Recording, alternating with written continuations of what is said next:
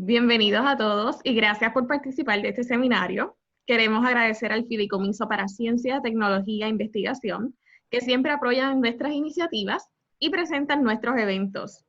Hemos desarrollado una serie de webinars dirigidos a preparar a los empresarios básicamente para lo que venga.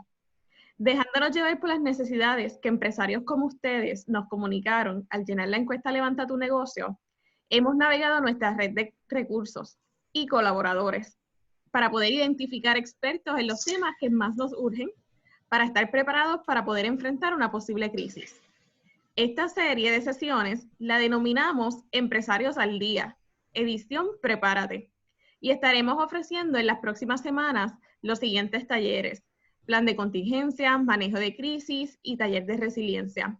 Así que manténganse pendientes a nuestras redes sociales, suscríbanse a nuestro boletín en la página de Colmena 66 para que puedan sacar provecho a todo este contenido tan valioso en épocas tan particulares.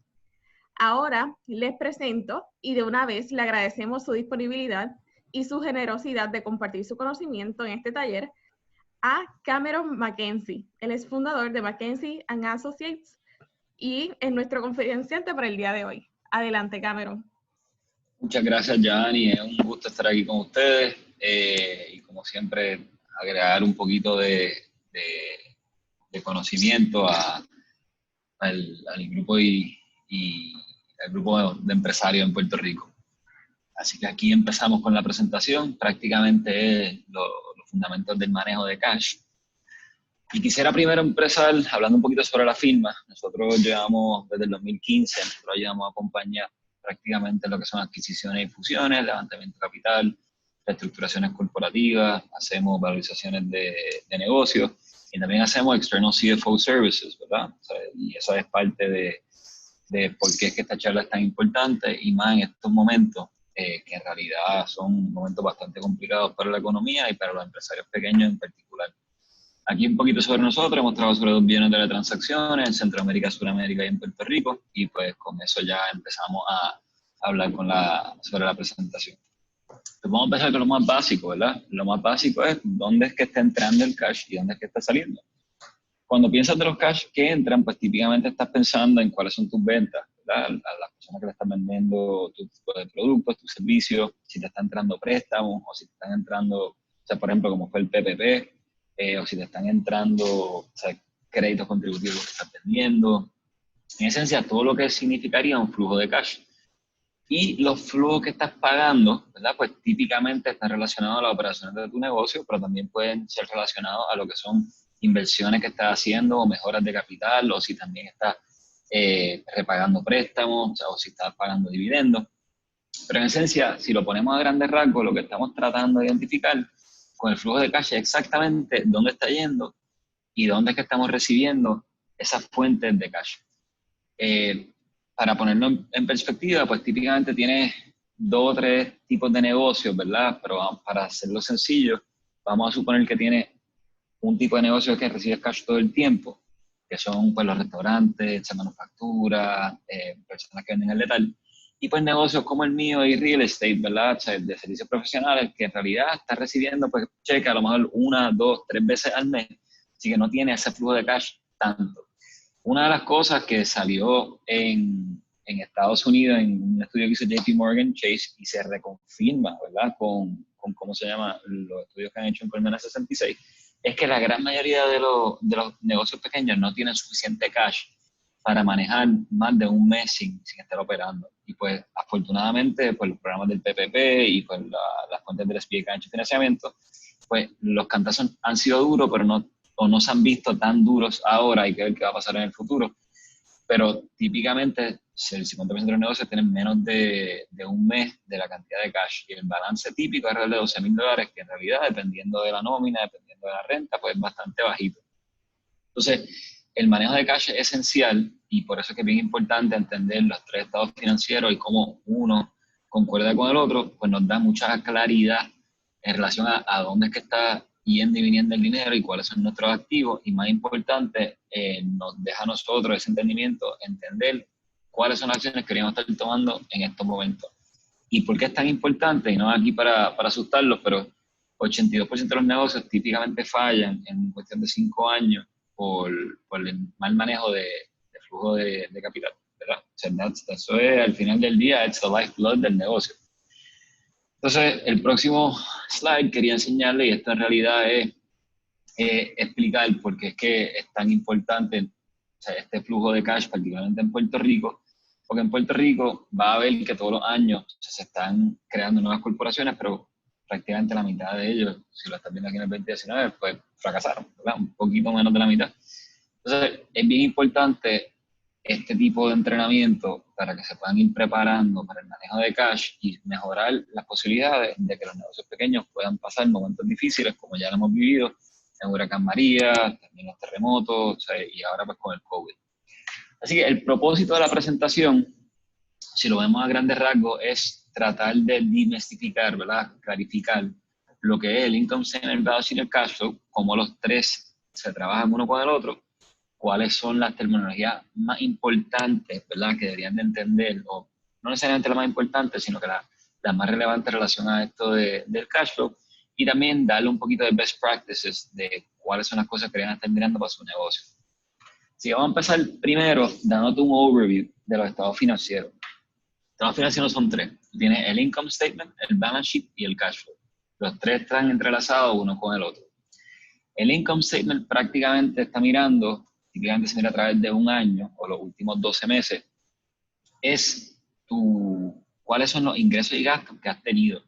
Acuérdense que el income statement no necesariamente refleja el cash que está entrando y está saliendo por el concepto que se llama accrual accounting, que eso se deja llevar a través del matching principle, que es bastante sencillo si lo consideras de esta manera, ¿verdad? El matching principle es, yo reconozco mis ventas y mis gastos cuando están incurridos, no necesariamente cuando el cash está pasando entre las manos. Así que se reconoce las ventas y los gastos en el momento que se incurren, no necesariamente cuando el cash pasa a la mano. Entonces, el income statement lo vemos a través de un periodo y ese periodo pues nos deja saber cuál es la rentabilidad del negocio, no necesariamente el cash que está generando el negocio. El balance sheet, la manera más fácil de visualizarlo es si estás mirando a tu negocio y le tomas una foto. Y en esa foto tú vas a ver en ese momento cuáles son tus activos, cuáles son tus pasivos y cuál es tu capital. Pero mientras va pasando el tiempo, igual que nosotros, si nos tomamos una foto hace un año, va a ser distinta a la foto que nos toman hoy. Pues si pasa un año en tu negocio, cuando tomes la foto va a ser distinto. Vas a tener unos tipos de activos, vas a tener otros tipos de pasivos y vas a tener otro tipo de capital. Una de las cosas bien importantes que entiendan que el balance sheet típicamente cuando están mirando los activos están a costo. Así que va a haber una diferencia, una discrepancia entre los valores de esos activos en el valor del mercado, ¿verdad? Versus lo que están en tus libros. Así que eso es otra cosa que tomar en consideración. El cash flow statement, la manera que a mí me gusta explicarlo, es como una reconciliación entre el income statement y el balance sheet. Y ese cash flow statement, el propósito entero de él es identificarle al lector en dónde es que se está yendo el cash. Y el cash flow statement está dividido entre tres renglones. Tú tienes el renglón de cash flow de operaciones, el renglón de cash flow de inversiones y el renglón de cash flow de financiamiento. La manera más fácil de visualizar estos tres renglones es que tu cash flow de operaciones es cuánto cash me está generando mis operaciones, ¿verdad? Es bastante sencillo de esa manera. El cash flow de inversiones, lo que está diciendo es en dónde es que estoy invirtiendo mi dinero, que sean pues mejoras de capital, o si estoy vendiendo activos, o si estoy comprando activos, o si estoy comprando acciones, o si estoy vendiendo acciones. Se va a ver todo en esa parte, en la cash flow de inversiones. Y la tercera, el cash flow de financiamiento, en esencia tiene que ver con cómo es que estás financiando a la corporación, si está con distintas fuentes de financiamiento. Así que en realidad el cash flow de financiamiento lo que vas a estar viendo, pues debería de ser los pagos de principal de un préstamo, si emitiste un préstamo o si conseguiste que un banco te prestara dinero, si conseguiste que alguien invirtiera en acciones de tu negocio o si estás pagando dividendos. Típicamente eso es lo que vas a ver en tu cash flow de financiamiento. Así que eso es un overview de los tres estados financieros. Vamos a entrar ahora un poquito más en detalle en lo que es el income statement y por qué es tan importante la clasificación en cada uno de estos income statements y cómo eso ayuda a personas como yo, si estamos mirando el valor, a valorizar un negocio o si estamos mirando levantar capital, entender, o si estamos haciendo un análisis comparativo, entender exactamente dónde es que el negocio está generando o no está generando dinero. Así que aquí a la izquierda va a ver prácticamente una foto o un overview de cuál es un típico income statement de un negocio. Aquí voy a hablar sobre los 5 distintos tipos de profitability. Voy a hablar también sobre cada uno de los distintos gastos y por qué es tan importante la clasificación en cada uno de ellos. Y vamos a empezar con lo que es el cost of goods sold o services sold. El cost of goods sold, quiero que se visualicen, son todos los gastos directamente relacionados a tu poder hacer una venta, pero directamente relacionados. Así que si estás hablando de manufactura, sería cuál es tu raw materials, cuánto te costó hacer ese producto, y cuando tú estás vendiendo ese producto, los gastos directamente relacionados a esa venta. Lo que no va a estar incluido en Cost of Goods Sold son tus gastos de salario del equipo gerencial, no va a estar necesariamente los gastos de renta que no tengan que ver relacionados con crear ese producto o hacer ese servicio. Y es todo lo que se considera o pensaría como overhead. Eso estaría contemplado en lo que son los operating expenses, los gastos operacionales. Así que me repito, los cost of goods sold, ¿verdad? O los cost of services sold, es todos los gastos directamente relacionados por hacer esa venta. Los gastos operacionales tienen todo que ver con lo que son gastos de overhead. Y es bien importante hacer esa distinción y asegurarte que los gastos que estés poniendo en uno versus el otro estén claramente delineados. Lo próximo que confunde a muchas personas son los gastos de intereses, no son un gasto operacional. Los gastos de intereses son el rendimiento que le estás dando a la institución financiera por haber tomado un riesgo en prestarte dinero. Así que no es un gasto operacional y es bien importante sacarlo porque la teoría nos dice que en esencia la cantidad de leverage o préstamo que le estás poniendo a tu negocio es a discreción del empresario y por ende es una discreción que no debería estar contemplado en los gastos operacionales del negocio y por eso es que debería estar separado para nosotros poder identificar cuál es el rendimiento del negocio antes y después de poder pagar esos intereses. Así que cuando estamos mirando aquí en el income statement, vas a ver que tenemos los revenues. Bueno, los cost of goods sold te da el gross profit, que es el primer tipo de profitability. Cuando le quitas los gastos operacionales, va a tener los earnings before interest and taxes o tu operational profitability, que es tu segundo tipo de ganancia. Cuando le quitas los gastos de intereses, ¿verdad? En esencia lo que le estás pagando a esa fuente de financiamiento de la institución financiera, tienes el tercer rendimiento, que es tu ganancia antes de taxes, menos los taxes te da tu cuarto rendimiento, que es tu net income, que es tu ganancia neta. Ok, ¿por qué digo que son 5? Porque nos falta uno que se considera, que se llama EBITDA. EBITDA es Earnings Before Interest, Taxes, Depreciation y Amortization. EBITDA es un término que deberían de ir conociendo y es bastante importante. Se utiliza muchísimo en lo que es la banca, en lo que son las valorizaciones, en lo que son prácticamente cualquier conversación que tenga que ver con análisis financiero de tu negocio. EBITDA es bastante sencillo, es tus ganancias operacionales más depreciación y amortización.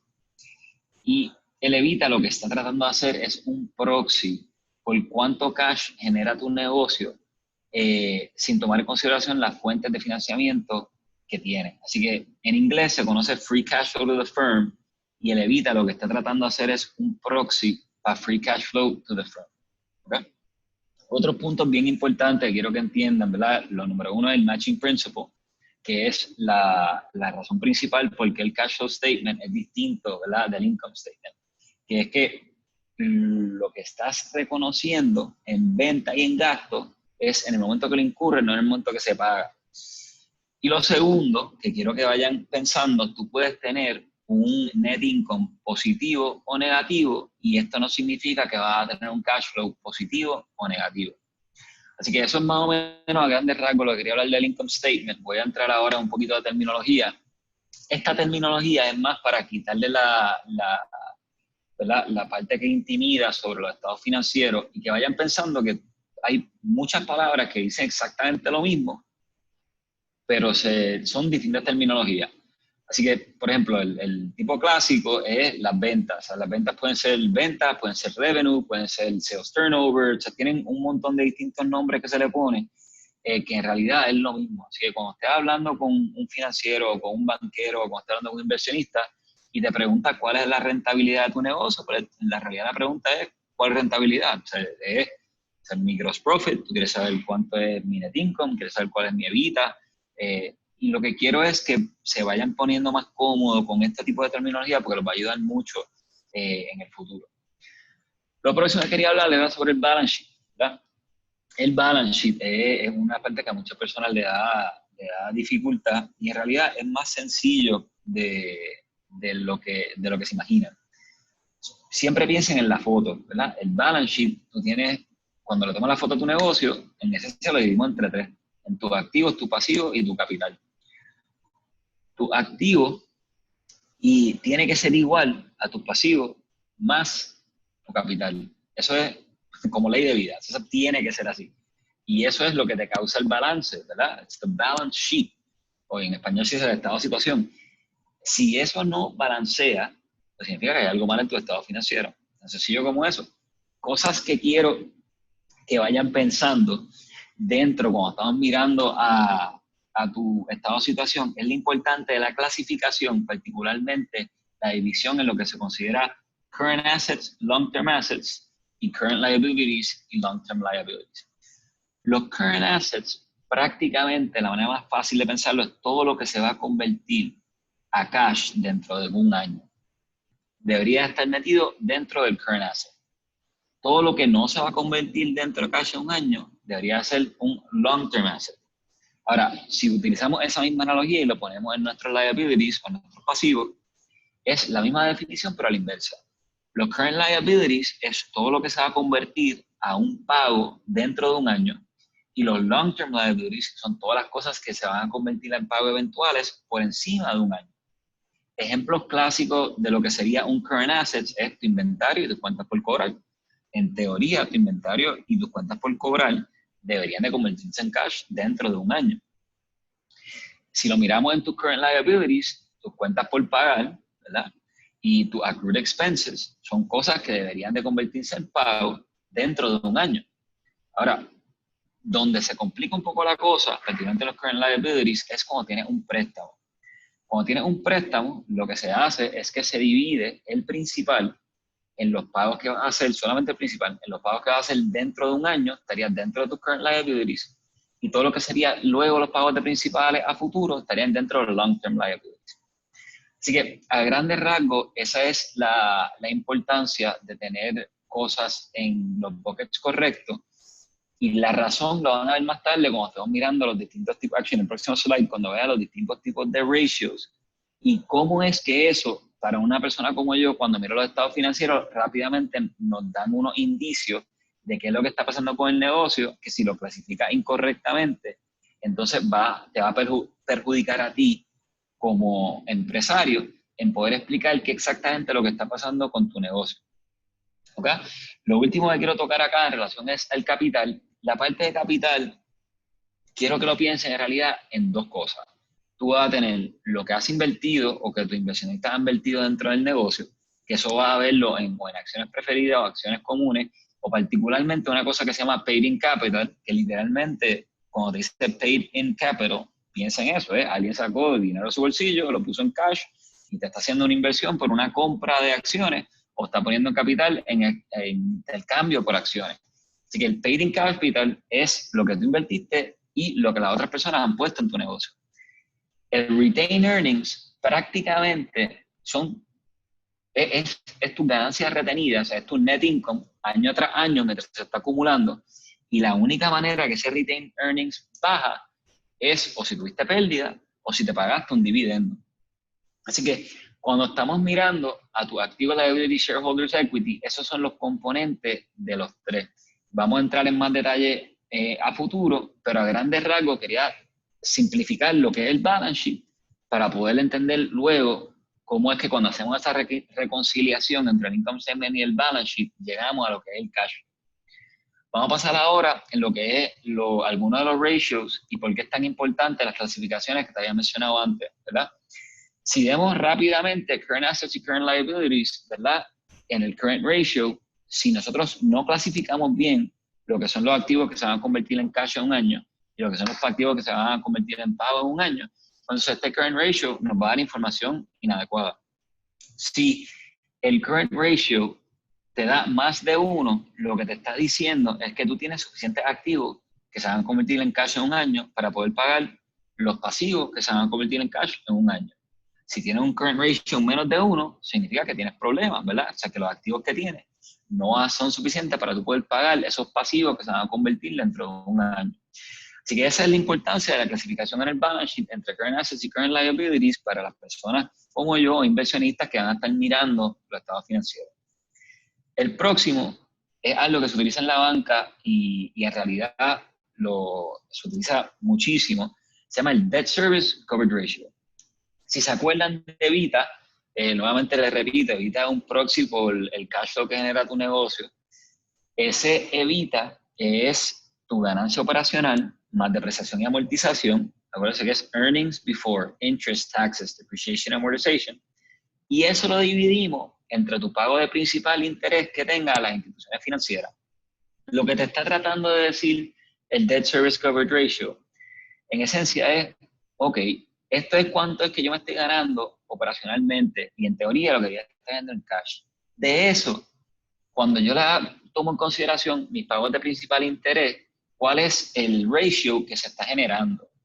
O sea, obviamente, igual que mirando los current ratios, si tu debt service coverage ratio es menos de 1, significa que no estás generando suficiente cash y suficiente venta, ¿verdad? Para tú poder hacer tus pagos de principal e interés.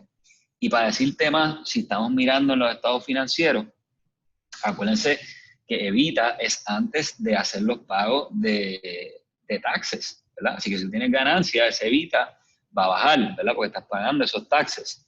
Así que posiblemente si tienes un debt service coverage ratio menos de 1, no te da para poder hacer, bueno, no te va a dar para poder hacer los pagos de principal e interés, porque los principales se repaga a base de después que, en teoría, después te hayas pagado los taxes, ¿verdad? Si lo piensas de manera como estás viendo tu cash flow statement.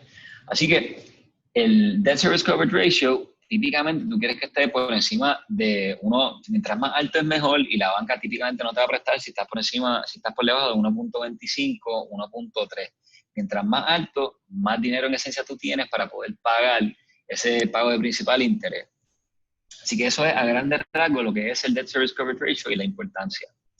El debt ratio es algo que en realidad lo que te está diciendo es de todos tus activos, cómo se componen. En esencia, si lo fuéramos a ver porcentualmente como un loan to value, pues si tú tienes $1 millón en activos y tienes $750,000 en deuda, pues eso significa que de esos activos, $750,000 en teoría fueron financiados o están financiados por deuda. O sea, esa interpretación, acuérdate que it's a little bit flawed porque tus activos al final del día están a costo y no están a valor de mercado. Pero igualmente es algo y una herramienta que utilizan muchos de los banqueros para poder identificar cuánto leverage tiene este negocio y si en realidad tiene demasiado de leverage para el tipo de negocio. Entonces, estos ratios de por sí, si los miras en un standalone, no te dicen, todavía te dicen bastante información, pero no te dicen tanto. Típicamente cuando miramos estos ratios y otros ratios, hay dos maneras de verlo, que es a través de la historia de tu mismo negocio y la otra es comparándolo con negocios similares al tuyo, ¿verdad? Entonces, eso es cuando se hace toda esa combinación, estos ratios dicen mucho y te dejan saber no tan solo de la operación tuya, cómo se compara con tus competidores, sino que también te deja saber cómo es que tú llevas manejando tu negocio año tras año y te da bastante claridad dentro de lo que está pasando en el negocio. Así que esto es un overview, ¿verdad?, de algunos ratios y la importancia de ellos. Quiero pasar ahora a lo que son los accruals. Los accruals prácticamente es lo que hace la diferencia entre el income statement y el cash flow statement. Porque los accruals, si se acuerdan, es en el momento que los reconociste y no en el momento que recibiste el cash. Si no hubieran accruals, no hubieran cuentas como cuentas por cobrar ni cuentas por pagar, ¿verdad? They wouldn't exist. Entonces, esto, lo que quiero que saquen de esta página, en esencia, cuando miramos el income statement, lo que estamos mirando es ¿cuál es la rentabilidad de mi negocio? Cuando miramos el cash flow statement, lo que estamos mirando es a dónde se me fue o dónde estoy recibiendo ese cash de este negocio. Así que esa es la parte que quiero que ustedes vean claramente y distinguir entre cuál es el income statement y cuál es el cash flow statement y qué te está diciendo uno versus el otro. Vamos al próximo, de qué exactamente son los accruals, ¿verdad? Y yo creo que esta la podemos pasar bastante rápido porque ya lo hemos discutido varias veces. Acuérdense que los accruals es a base del matching principle, que tú reconoces esos gastos y esa venta en el momento que se incurren y en el momento que se recibe el cash. Y entonces por eso es que los revenues y los expenses no necesariamente significa exactamente que el cash se intercambió, sino que lo que significa es que tuviste estas ventas y tuviste estos gastos, pero no se está determinando cuáles son los flujos, la entrada y la salida del cash. Entonces, vamos a entrar a la próxima para algunos ejemplos de qué son algunos accruals y accrual-like. Aquí tienes pues tu accounts receivable y prepaid expenses, son típicos accruals que va a haber en casi todos los estados financieros, y en lo otro que va a haber también sus cuentas por pagar, los accrued expenses, tus deferred revenues, ese tipo de cosas que se van a convertir en pago, que a lo mejor que ya los incurriste pero no se han pagado. Así que aquí esos son algunos ejemplos de accruals. Y el otro es depreciación y amortización, que no necesariamente es un accrual, pero actúa bastante similar a un accrual. Okay, vamos a pasar ahora a unos ejemplos que la gran mayoría de los empresarios en Puerto Rico han pasado de una manera u otra. Vas a ver pagos de seguro, ¿verdad? De your insurance premiums, pagos por gastos legales y si estás comprando algún tipo de equipo. Estos son ejemplos que we're going to go through them pretty quickly, pero quiero que entiendan, ¿verdad?, cómo es que esos estados financieros se diferencian, ¿verdad?, y se componen con este tipo de gastos. Así que vamos a empezar primero con un gasto de seguro que lo pagaste hoy, pero te está cubriendo por 6 meses. ¿Y cómo eso se va a ver reflejado? En tu cash flow statement, en tu balance sheet y en tu income statement. Así que en el momento que tú coges, ¿verdad?, y sacas de tu cuenta de cheque $1,200 para pagarle a esa compañía de seguro, en ese momento lo que acabas de hacer es cambiar un activo por otro. Tú cambiaste de tener cash a tener un prepaid expense en tu balance sheet. Así que si estamos mirando nuestra foto de nuestro negocio en este momento, cash bajó por 1,200, prepaid expense subió por 1,200. Y si te das cuenta, no ha pasado nada en el income statement todavía, no hemos tocado el income statement. Así que lo que se ve afectado es el cash flow statement y lo que se ve afectado es el balance sheet. Cuando pasa el primer mes, pues entonces espérate, aquí ya cambió la cosa. Mi cash flow statement no se va a mover más porque ya no está entrando ni saliendo el cash. Y ahora el movimiento se va a ver entre el balance sheet y el income statement. Y vas a ver que mes tras mes, desde el mes 0 hasta el mes 6, tú vas a bajar pro rata lo que pagaste por $200 ese activo. Pero ¿qué pasa? Si bajas ese activo, tienes que reconocer en el income statement un gasto por esos $200. ¿Por qué? Porque ya incurriste, ya utilizaste uno de 6 meses ese seguro, esa protección de seguro que tú prepagaste en el mes 0. Así que en el mes 1 vamos a ver que tuviste un gasto de $200 en relación al pago de prima que tuviste. Y eso va a reducir el activo que tienes, tu prepaid expense, por $200. Si lo quiere decir eso, que tú empezaste con $1,200 en el balance sheet en un activo que es prepaid expense, cuando se acaba el primer mes, reduciste esos $1,200 por $200 porque lo consumiste con un gasto en tu expense. Y así sucesivamente hasta que ya no tengas prepaid expenses y ya hayas gastado todos esos $1,200 en tu income statement. Así que aquí es un ejemplo bastante claro, ¿verdad?, en cómo es que los 3 estados financieros se entrelazan y cómo el cash de tener un gasto prepagado de seguro no va a coincidir en ese mismo momento con los gastos que están viendo en el income statement. Y estos son los ejemplos de accruals que causan la gran diferencia entre tu income statement y tu cash flow statement. Así que esto es un ejemplo. vamos ahora a tocar en la próxima página un ejemplo exactamente como esto, pero estamos hablando de gastos y servicios legales. Cuando lo vemos, es literalmente la misma cosa. Yo cogí y miro mi cuenta de banco. Mi cuenta de banco, vamos a suponer que tengo $100,000. En esos $100,000, hablé con el abogado, llegamos a un acuerdo y el abogado te dijo, mira, yo necesito para los próximos 2 meses que tú me pagues $2,000 al día de hoy, y esos $2,000 te van a cubrir por 2 meses. Para mantenerlo simplista, de una manera bastante sencilla, vamos a suponer nosotros que nosotros somos bastante juiciosos y gastamos $1,000 un mes y $1,000 en otro, para seguir este ejemplo sencillo. Que miramos nuestra cuenta de banco, la cuenta de banco coge y baja por $2,000 porque le hicimos el cheque al abogado. Igualmente, como sacamos el cheque para el abogado, esto ahora se nos sigue siendo un activo para nosotros. Lo que pasa es que cambiaste a un activo por otro, cambiaste de tener cash a tener un pago prepagado, un prepaid expense. Entonces, ahora tenemos un prepaid expense de $2,000. Si te das cuenta, nuevamente, no es un gasto. Nosotros cogimos y sacamos el cash, creamos un activo y estos activos se van a ir convirtiendo en gastos mientras pasa el tiempo. Así que en el mes, al final del primer mes, consumimos $1,000 de servicio de este abogado. Por ende, se nos baja el gasto prepagado por $1,000. Tenemos un gasto de ese $1,000 que consumimos del abogado, pero si te das cuenta, no hay ningún movimiento de cash, ¿verdad? Porque ya pasó.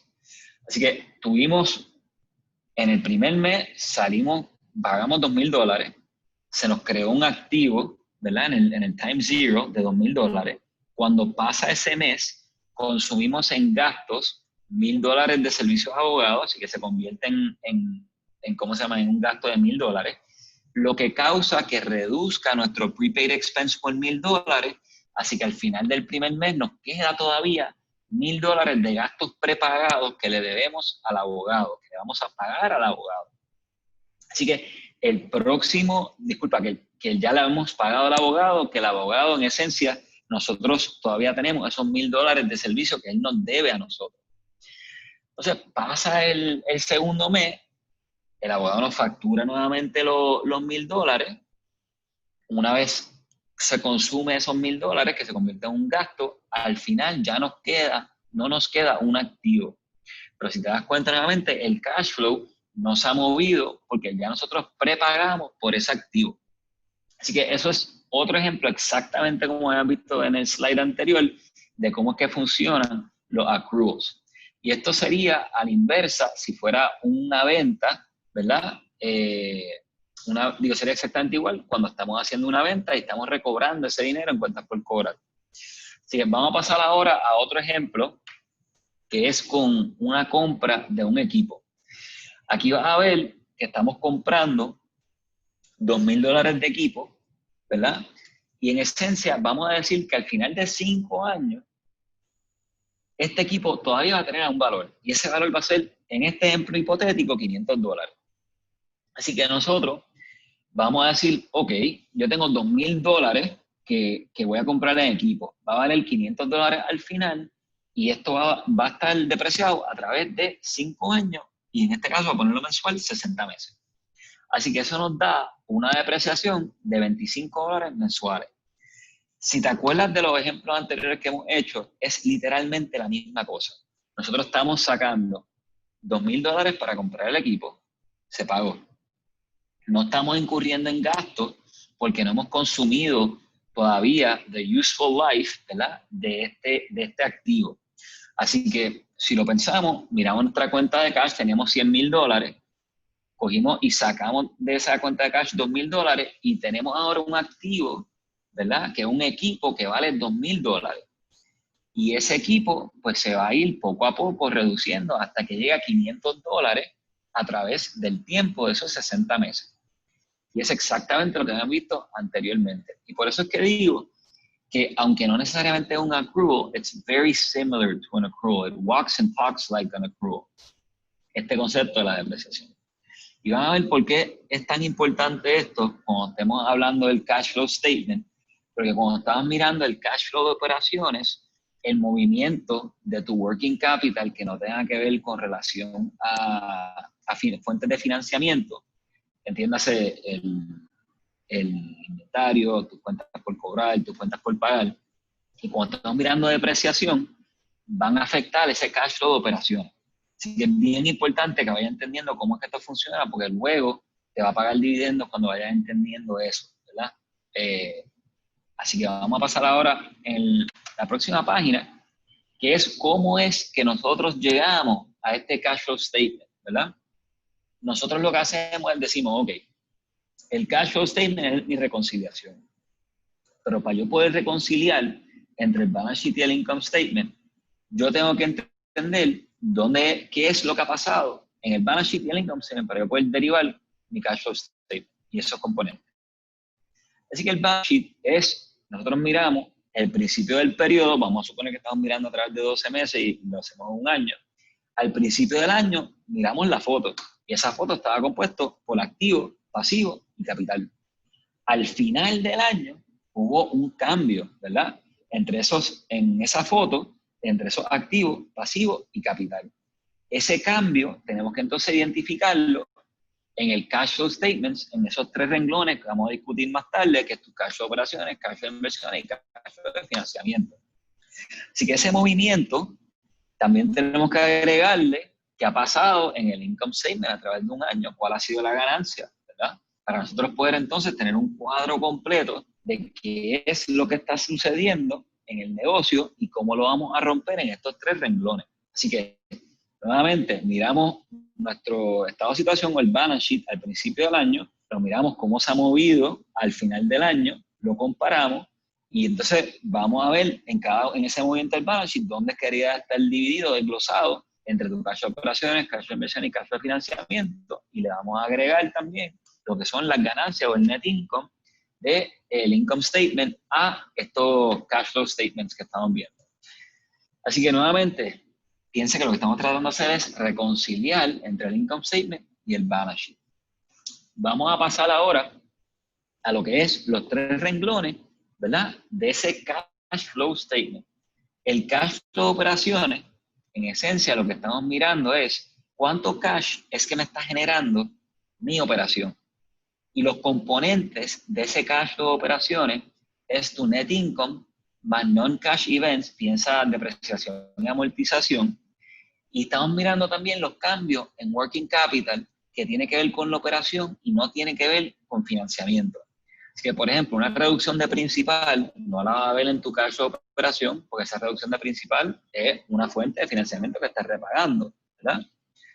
Y ejemplos como ese, ¿verdad? Son cosas que no van a salir en tu cash flow de operaciones. Así que tu cash flow de operaciones, ese es tu net income, más non-cash events, más el cambio en working capital. Ese cambio puede ser positivo o negativo. Tu cash flow de inversiones, en esencia, es los activos que tú estás comprando, entiendas activos como equipo, maquinaria, si estás reinvirtiendo y estás capitalizando en tu edificio, por ejemplo, o si estás vendiendo equipo, o estás vendiendo maquinaria, o estás vendiendo, por ejemplo, vehículos o máquinas, o estás vendiendo computadoras, que son equipos que tú típicamente utilizas, ¿verdad? Y lo estás vendiendo, pues también ese ingreso lo vas a ver, ese cash lo vas a ver aquí. También si estás comprando un negocio o vendiste un negocio, va a estar metido dentro de tu cash flow from investing. Si compraste acciones o vendiste acciones, también lo vas a estar viendo ahí. El cash flow from investing es una cosa que confunde a muchas personas con el cash flow de financiamiento. Aunque suenen y parezcan similares, son súper distintos, ¿verdad? El cash flow de inversiones no le importa cómo tú financiaste esa inversión que tú hiciste. A él lo que le interesa exactamente es dónde estás metiendo y dónde está saliendo el dinero de esa inversión.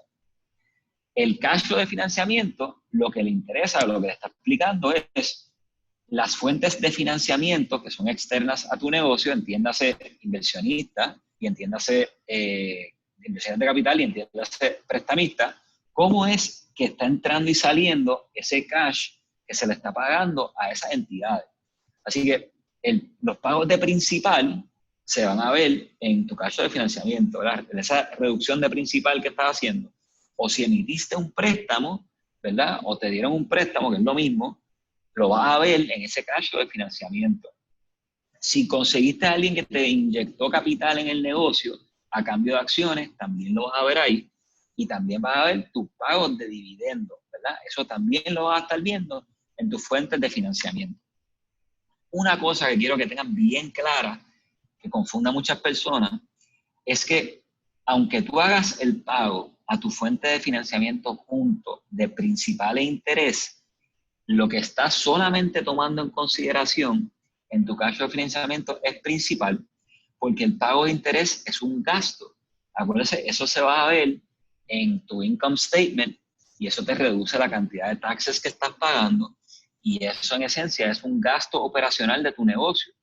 Así que eso no es una fuente de repago que le estás haciendo al prestamista, sino que es un gasto que incurriste y el retorno que ese inversionista esperaba por tomar el riesgo de prestarte ese dinero.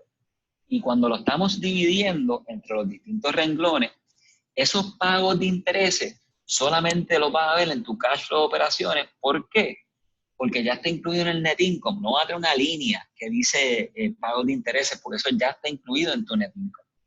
Así que esa parte, esa conclusión, quiero que lo tengan bastante claro. Aunque tú hagas un pago de principal interés directamente al banco, eso está roto entre dos distintos pagos que van a salir y ser reflejados en tu estado financiero. Nuevamente, el interest expense es un gasto que está en el income statement, por ende va a estar reflejado indirectamente en tu cash flow de operación a través de net income y tus pagos de principal lo va a ver relacionado en tu cash flow de financiamiento, ¿verdad? Es una reducción de ese cash. Así que esos son los tres componentes a grandes rasgos. Cash flow de operaciones es cuánto cash me está generando las operaciones. Cash flow de inversiones es que estoy invirtiendo en el negocio para maquinaria, equipo. Si estoy vendiendo maquinaria, equipo, va a salir ahí.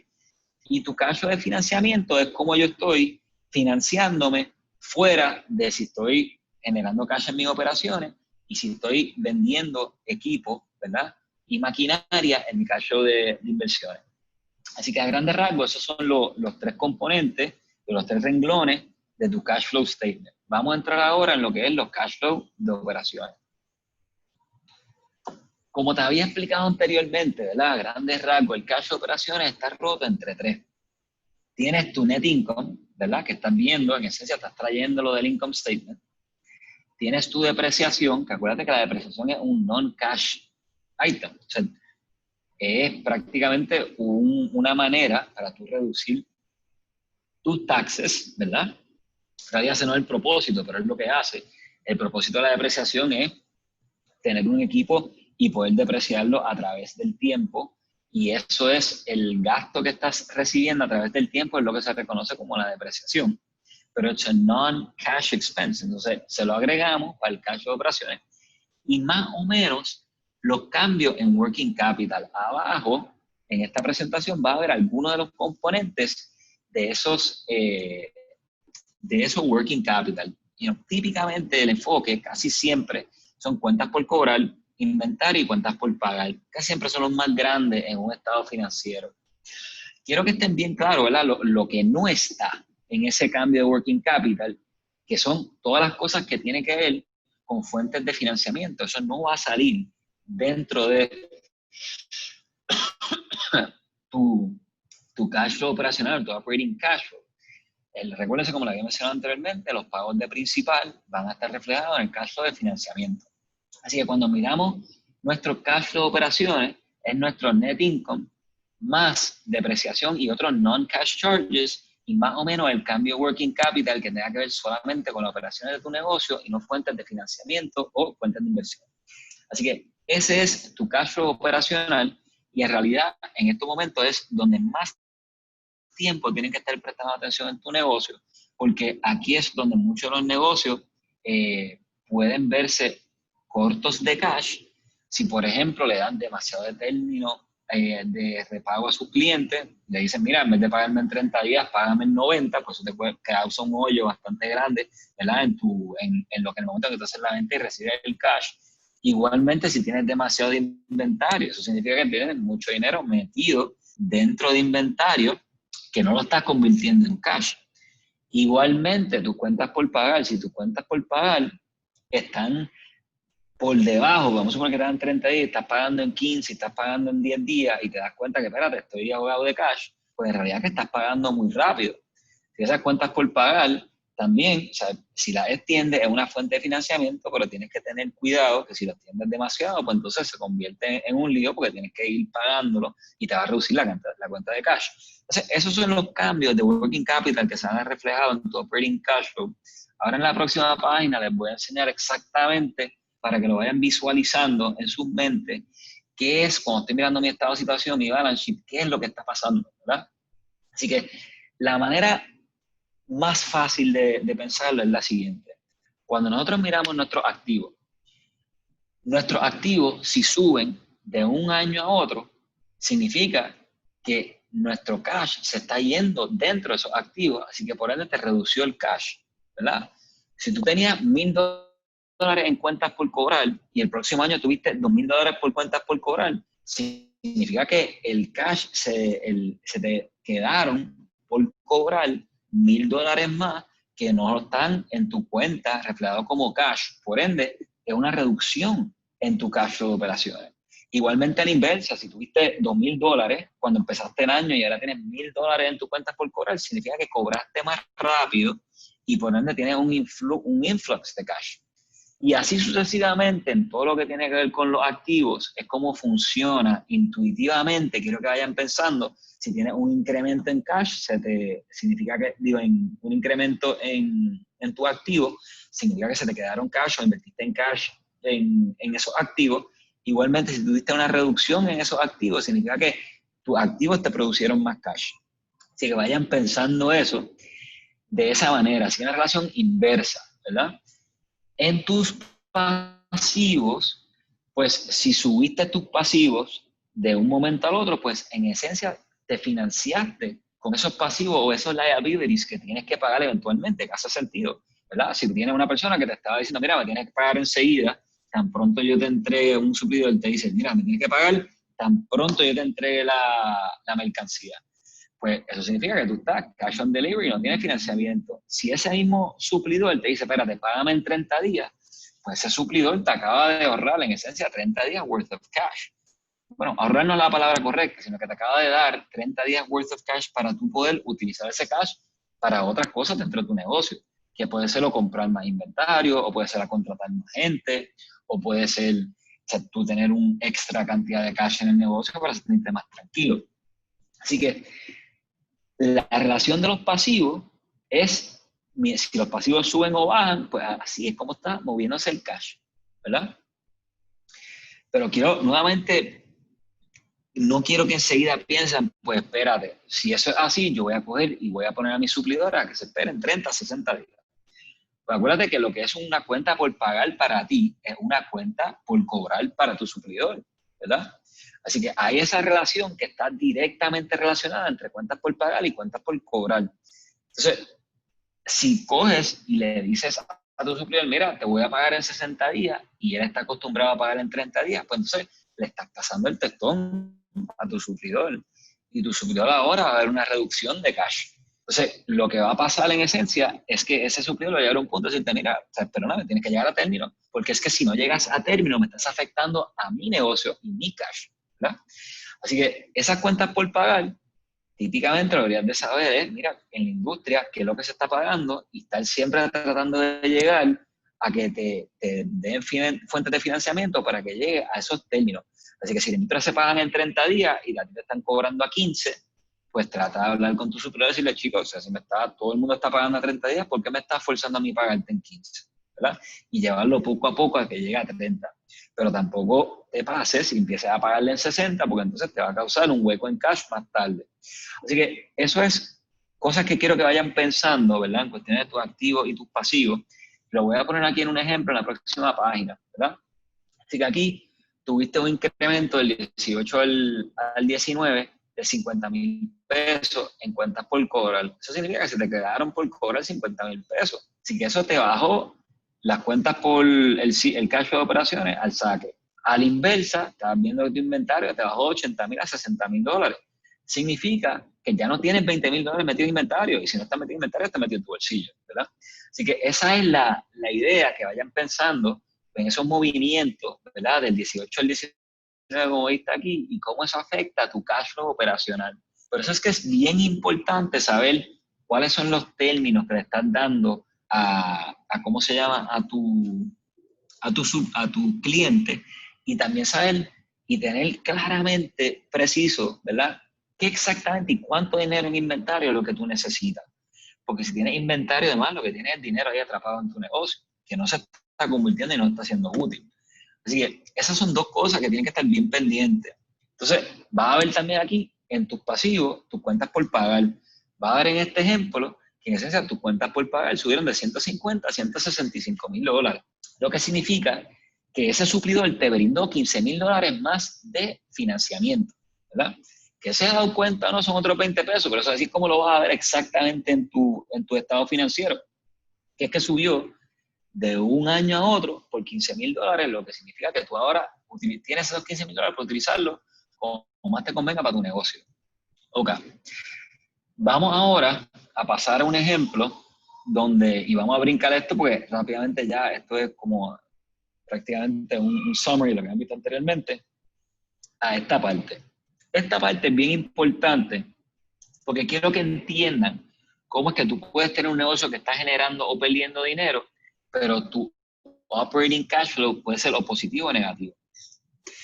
Típicamente, cuando tú tienes un negocio que está en pérdida, pero en net income negativo, ¿verdad? Pero tiene un operating cash flow positivo, tiene que ver con equipos o de manufactura o de real estate, o tienen grande proporción de su dinero metido en activos que se deprecian a través del tiempo, ¿verdad? Porque si estás bien metido en ¿cómo se llama? En estar todo el tiempo invirtiendo en tu negocio, pues eso se convierte en comprando maquinaria y comprando real estate que se va a depreciar, pues eso entonces se convierte en unos gastos bastante grandes y posiblemente te cause un net income negativo. Pero ¿qué pasa? Si se acuerdan, la depreciación no es un gasto, ¿verdad? Real. No es es un gasto real, no es un cash outlay. Entonces, le estás agregando para atrás esa depreciación, ¿verdad? Así que eso en el cash flow statement. Así que la diferencia es lo que te debería de estar creando, ¿verdad? Un negocio cuando tiene un net income negativo, pero tiene un cash flow positivo. Típicamente puede ser eso. Igualmente puede ser que es que estás perdiendo dinero, pero eso puede ser otros 20 pesos. La otra razón puede ser que tenga un net income más bajito que tu cash flow de operaciones, es si tienes un working capital bien positivo. Por ejemplo, si tú tienes a tus clientes pagándote bien rápido, tienes poco inventario y estás extendiendo tus cuentas por pagar, pues ese cambio, ¿verdad? Puede ser que tenga un working capital positivo, o si tienes depósitos, ¿verdad? O sea, que tus activos vayan creciendo con tu negocio. Pero típicamente lo que vas a ver en un negocio que está en crecimiento es que no es un positivo ese working capital, sino es un negativo. Y intuitivamente te debería hacer sentido. Porque si estoy creciendo mi negocio, significa que estoy creciendo mis ventas, por ende estoy creciendo mis cuentas por cobrar. Si estoy creciendo mis ventas, significa que voy a necesitar más inventario. Así que lo más seguro, voy a tener más dinero metido en ese working capital, en activos que se van a convertir en cash en un futuro por el crecimiento que estoy teniendo, ¿verdad? Así que esa es una manera donde ibas a ver que en esencia el working capital y los non-cash charges es lo que te puede causar que tú tengas un net income bastante distinto a tu operating cash flow. Y casi siempre es distinto, ¿verdad? O sea, hay bien pocos los casos donde tú vas a tener un net income que es casi idéntico a tu operating cash flow. A menos que sea un negocio que esté bastante estable, esté corriendo, no tenga mucho dinero que se tenga que hacer reinversiones y pues está como en un steady state. Ahí lo vas a ver que se pone más cerca los dos. ¿Okay?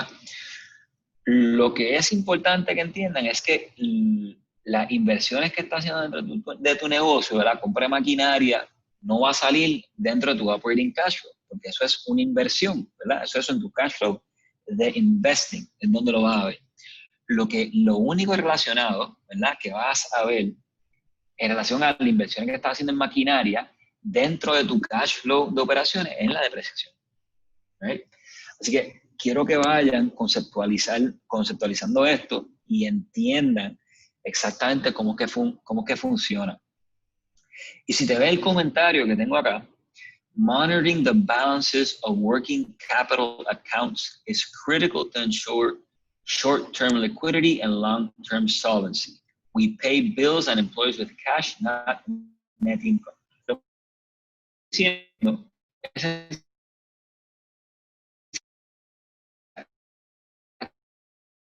De muchísima atención, ¿verdad? En tu balance sheet, o que tenga demasiado de cuentas por cobrar o demasiado de inventario, porque eso te va a causar un problema en el futuro.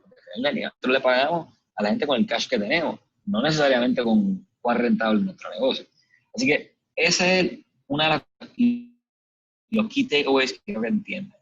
Voy a pasar ahora, la próxima página, a unos ratios que deberían de ayudarlo a convertir todo esto que le estoy diciendo en información un poquito más clara en cómo es que nosotros podemos mantener el control sobre cuántas cuentas por cobrar debería de tener, cuánto inventario debería de tener, cuántas cuentas por pagar me hace sentido. Y la manera que lo hacemos es a través de estos ratios, ¿verdad? Y por eso, y yo a veces peleo con los contables, particularmente en Puerto Rico a veces se estila tú tener, pues, accounts receivables, que son, si tienes dos corporaciones, dentro de una corporación, do from y do to, dentro de tu cuenta por cuentas por cobrar, y eso en realidad te causa bastante problema en relación a un análisis financiero que estés haciendo, porque te va a modificar esta primera cuenta que estamos viendo arriba, que es el accounts receivable turnover, que te va a decir al final del día cuántos días te está tomando a ti desde que tú vendes a que tú cobras. Okay. Los tres son turnovers. ¿Y qué es un turnover? Es cuántas veces en el año yo estoy convirtiendo, en el primer ejemplo, mis cuentas por cobrar en cash. En el segundo ejemplo, cuántas veces al año estoy convirtiendo este inventario en cash. En el tercer ejemplo es cuántas veces al año yo estoy rotando, ¿verdad? Convirtiendo estas cuentas por pagar en pagos que estoy haciendo. Así que, a grandes rasgos, eso es lo que estamos tratando de calcular en lo que son los turnovers. En el primero, la fórmula correcta es credit sales dividido entre el promedio de cuentas por ahí que estás recibiendo. En la práctica no se utiliza credit sales porque típicamente no hay esa distinción en los estados financieros, ¿verdad? Así que típicamente en vez de credit sales vas a ver que la parte de arriba dice sales o revenue. Eso lo dividimos entre el promedio por cuentas por cobrar y te va a dar un turnover. Pues vamos a mantener esto bastante sencillo. Vamos a suponer que tuviste venta de $1 millón y tus cuentas por cobrar promedio fueron $100,000. Así que si nosotros cogemos y dividimos ese 1.2 millones entre 100,000, nos da un turnover de 12. ¿Qué quiere decir eso? Que nosotros rotamos esas cuentas por cobrar en cash 12 veces en un año. Entonces, si las rotamos 12 veces en un año, y vamos a suponer que un año tiene 360 días para mantener la matemática sencillo, se puede usar 360 o 365, depende, vamos a suponer que es 360, pues entonces lo que decimos, ok, si hay 360 días en un año, yo dividí entre las veces que estoy rotando esas cuentas por cobrar, que en calculación fueron 12, para yo poder sacar más o menos cuántos días es que yo estoy recobrando ese dinero. Así que si tenemos 1.2 millones, lo dividimos entre $100,000, nos da un accounts receivable turnover de 12. Así que si cogemos 360 días en un año, lo dividimos entre 12, nos da 30 días. Así que lo que te está diciendo este ejemplo de accounts receivable turnover es que yo estoy en esencia cobrando mi cash en 30 días. Desde el momento que llevo a la venta hasta que yo recobro ese dinero son 30 días. El ejemplo es exactamente lo mismo en your inventory turnover, ¿verdad? Lo único que acuérdate que el costo de precio de venta lo pones tú, ¿verdad? Así que no haría sentido intuitivamente que tu inventario esté atado a el precio que tú vendes, porque eso puede ser dramáticamente distinto, producto por producto, sino que deberías de estar mirándolo a cuánto te cuesta vender ese inventario exactamente, ese cost of goods sold. Así que hacemos exactamente el mismo ejercicio. Vamos a suponer que pasaron 2 o 3 años para mantener los números bien sencillos, tu cost of goods sold fueron 1.2 millones. Y da la casualidad que tu average inventory fueron $100,000 a través de ese año. Así que si nosotros cogemos y decimos, ok, nuestro cost of goods sold fueron 1.2, lo dividimos entre un promedio de 100,000 pesos, significa que yo estoy rotando ese inventario 12 veces, ¿verdad? Inventory turnover, lo roté 12 veces. Así que si hacemos exactamente el mismo ejemplo que hemos hecho anteriormente, decimos, ok, si hay 360 días dentro de un año y lo dividimos entre las veces que estamos rotando ese inventario, que fueron 12, pues nos dice que nosotros estamos rotando este inventario en 30 días. Así que desde que yo compro el inventario hasta que lo vendo son 30 días. ¿Ok? Así que en este ejemplo, bastante sencillo, porque vendemos 1.2 millones y tenemos 100,000 pesos de inventario, significa que cada 30 días yo estoy tratando ese inventario. Ahora, tu accounts payable turnover es la inversa, pero si te das cuenta, lo que estamos mirando es tu cost of goods sold. ¿Y por qué es tu cost of goods sold? Pues ahí están tus suplidores, ¿verdad? Tus gastos de suplidores directamente relacionados a la venta de ese producto. Y lo dividimos entre nuestras cuentas por pagar. Y vamos a hacer exactamente el mismo ejemplo. Así que tu cost of goods sold fueron 1.2 millones, tu cuenta promedio de accounts payable fueron $100,000, significa que le estás pagando, estás rotando esas cuentas por pagar 12 veces en el año. Si lo convertimos en días, ¿verdad? Que es dividir la cantidad de días entre esa rotación, te da que tú estás pagando tus cuentas en 30 días. Y si te acabas de dar cuenta, he tardado mucho tiempo explicando estas tres cosas, aunque sea la misma metodología, y es porque es sumamente importante, porque cuando tú sumas tus cuentas por cobrar más tus inventarios y les restas las cuentas por pagar, te va a dar una cosa que se llama el Cash Conversion Cycle, que quiere decir desde el momento que tú invertiste en inventario y tú fuiste y pagaste al suplidor y recibiste ese dinero en cuentas por cobrar, es cuántas veces de ese peso que lo metiste en inventario hasta que lo recibiste en cash, cuántos días te está tomando. Concepto bastante complicado, ¿verdad? Pero en esencia es desde que invertiste el dinero hasta que lo volviste a recibir, ¿cuántos días tomaron? Voy a brincar sobre algunos de estos ejemplos y vamos a ir directamente al Cash Conversion Cycle, porque esta es la parte bien importante que quiero que ustedes entiendan. En la parte de abajo, la fórmula, ¿verdad? El Cash Conversion Cycle prácticamente diciendo cuán rápido estamos convirtiendo ese cash que tenemos metido en los libros, ¿verdad? En ese estado de situación, en tu balance sheet, a cash. Y la fórmula es los días de cuentas por cobrar más los días que tienes en inventario menos los días que tienes por pagar. Y eso te va a dar el Cash Conversion Cycle. Mientras más corto ese Cash Conversion Cycle, significa más rápido estás convirtiendo ese dinero en cash. Mientras más alto sea, más es los días que te está tomando en convertir ese dinero en cash. Así que es bien importante tú saber cómo calcular esto y más importante aún, ver cómo se está comportando a través de los quarters, a través del tiempo y también cómo se compara con tu industria. Porque eso te va a decir cuán bien tú estás manejando tu negocio en comparación a los demás, ¿verdad? Así que esto es un concepto un poco más avanzado, pero bien importante para entender el funcionamiento del cash en tu negocio. Así que vamos ahora a explicar un summary, ¿verdad? Algunos key takeaways. Quiero que se acuerden que el net income no significa positivo o negativo, no significa que va a tener un cash flow positivo o negativo. Que hay que enfocarse en el working capital y hay que enfocarse en la depreciación para saber exactamente cuánto cash que me está generando este negocio de mi operación. La otra parte bien importante es entender ese cash conversion cycle para saber en dónde es que se me está quedando ese cash en mis libros. ¿Es en mis cuentas por cobrar? ¿O es en mi inventario? ¿O es que lo estoy pagando muy rápido al suplidor? ¿O me estoy tardando mucho en pagarle al suplidor?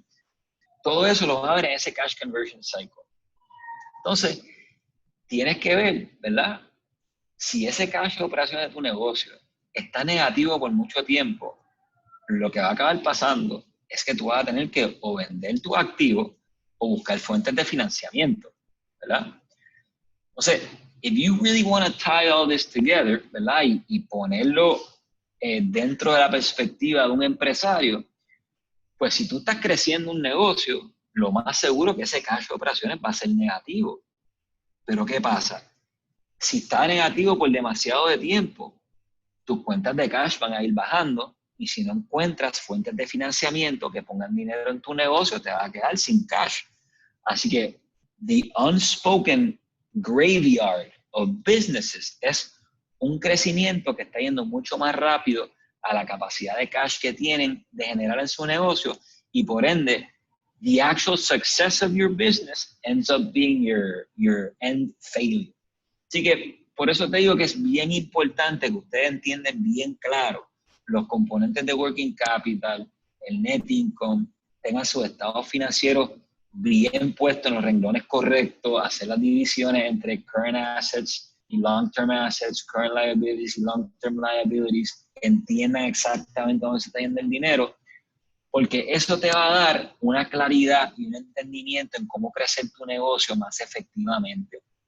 Right? Así que eso es a grandes rasgos el cash flow de operaciones y lo que yo quería que ustedes entendieran en esa parte que es tan importante en tu negocio. Vamos a brincar ahora en tu cash flow de inversiones. Como lo he mencionado anteriormente, ¿verdad? Tu cash flow de inversiones, típicamente lo que estamos hablando es compra de maquinaria y equipo, y si tuviste que vender esa compra de maquinaria y equipo, lo vas a ver ahí. Si tienes cash en exceso, que Dios los bendiga, ojalá que eso sea para todos ustedes, pues en esencia, ¿dónde es que estás metiendo ese dinero? Si lo invertiste en acciones, o después tuviste que vender esas acciones, o fuiste y compraste otro negocio, o vendiste ese negocio, eso lo vas a ver en tu investment cash flow. Y esta parte es bien importante, ¿verdad? Esa última oración, que your cash inflows and outflows are recorded at their face value. How much cash actually exchanged hands. Pero no te está diciendo cómo lo hiciste, ¿verdad? O sea, quiero que vuelvan y se acuerdan de esto. El investment cash flow no le importa si tú financiaste esa compra, no le importa si usaste tu dinero operacional, o no le importa si utilizaste el cash que tenías en reserva. Es cuánto dinero se te está yendo en compra de maquinaria, equipo, o si compraste el negocio. Eso es lo que vas a ver en your investment cash flow. Y no es, nuevamente, cómo lo financiaste o de qué fuente de recursos utilizaste para invertirlo. Right?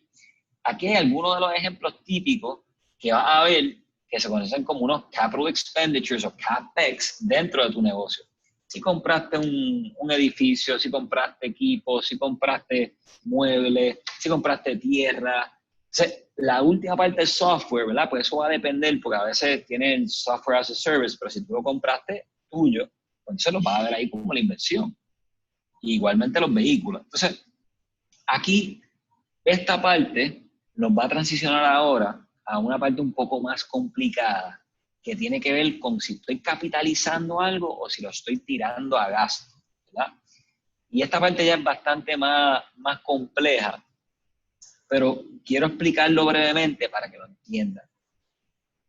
Una capitalización es típicamente cuando vamos a suponer que tú compraste una máquina y esa máquina te costó $1 millón, pero da la mala pata, que es una máquina bien complicada y tienes que gastar $500 000 en traer la máquina a Puerto Rico, por ejemplo, tienes que pagarle un montón de dinero a la persona que te lo va a instalar y tienes otros gastos asociados a transporte e instalación de esa maquinaria. Para mantener el ejemplo bien sencillo, vamos a suponer que la maquinaria te costó $1 millón, pero todos los otros gastos fueron $500 000. Así que el concepto de capitalización es qué yo hago con ese $500 000, ¿verdad?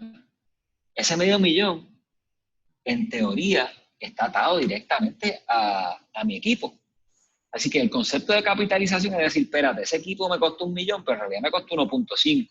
Así que ese 1.5 fue el total de mi gasto, eso se va a ver reflejado en your capital expenditures, y yo voy a depreciar ese 1.5 a través de los años. Ese es el concepto de capitalización.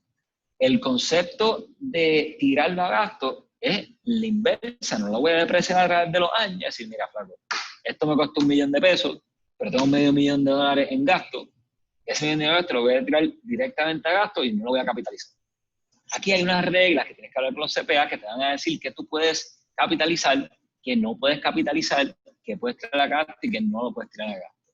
Típicamente lo que se ve es que se hace un threshold, ¿verdad?, de la cantidad de dólares, que es algo que tú pudieras tirar a capitalizar, y eso es, sí está dentro del concepto que es un activo que va a pasar a través de 5, 10 años, 4 años, más de un año, ¿verdad?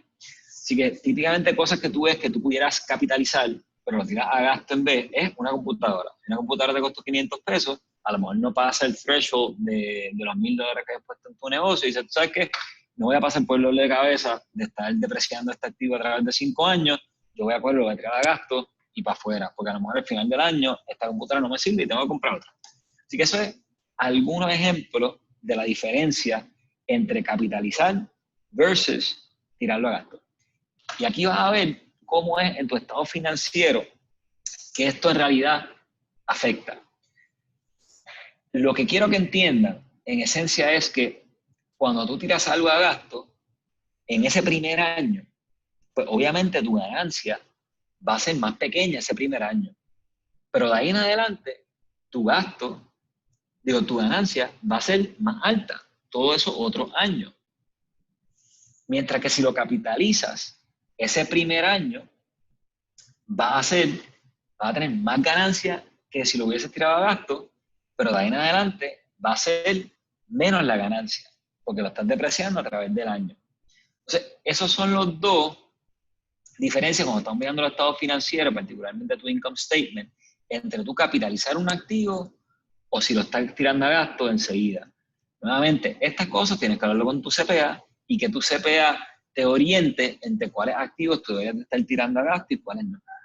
Así que eso es prácticamente a grandes rasgos capitalizar versus tirar a gasto. Vamos a ir ahora a entendiendo, ¿verdad?, a grandes rasgos, cuando tú tienes un CAPEX que es, o sea, que lo tienes que hacer, versus una cosa que lo estás haciendo porque te surgió la oportunidad.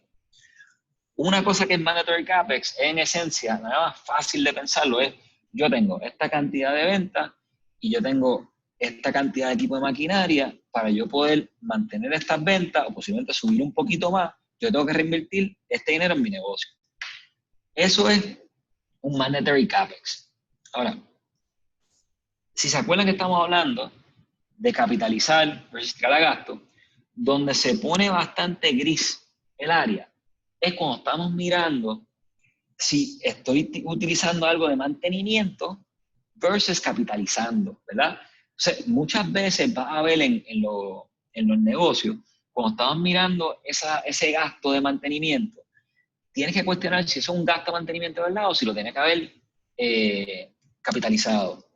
Y esos gastos que estamos mirando de mantenimiento, si son gastos altos, pues posiblemente cuando miramos lo que es los capital expenditures y vas a ver tus activos, posiblemente te está dando información falsa, porque no estás capitalizando, ¿verdad?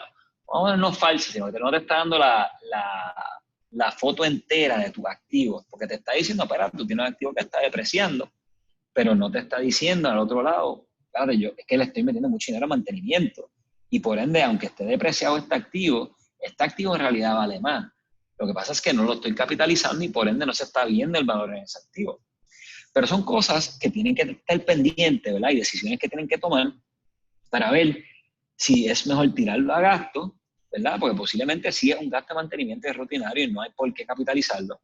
O si lo vas a capitalizar y se va a ver entonces en tu activo, en tu balance sheet, ese dinero que estás invirtiendo en ese negocio. Así que eso es mandatory CAPEX, ¿verdad? El concepto de que, mira, yo tengo que invertir en mi negocio, porque si no invierto en mi negocio no me va a dar los resultados. Tan sencillo como eso.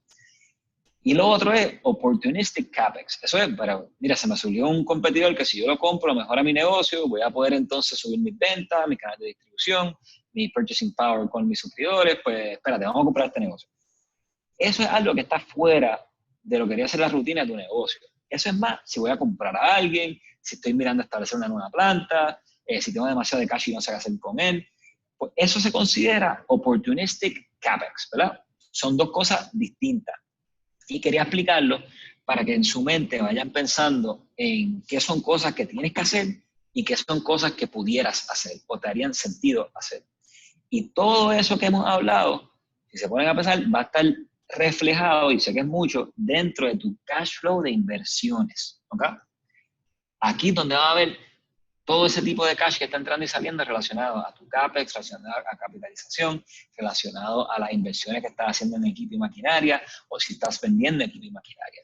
Todo eso lo va a ver en your cash flow from investing. Ahora, vamos para el cash flow de financing.